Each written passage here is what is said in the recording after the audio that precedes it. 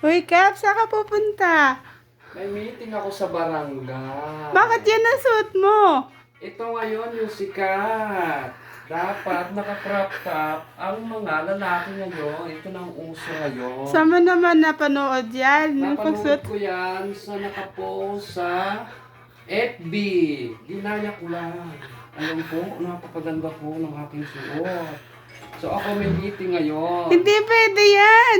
Pwede to. Tatawanan ka ng mga kapitan. Wala akong pakialam kasi ito na ngayon ang uso. So ako ay aking pupunta na.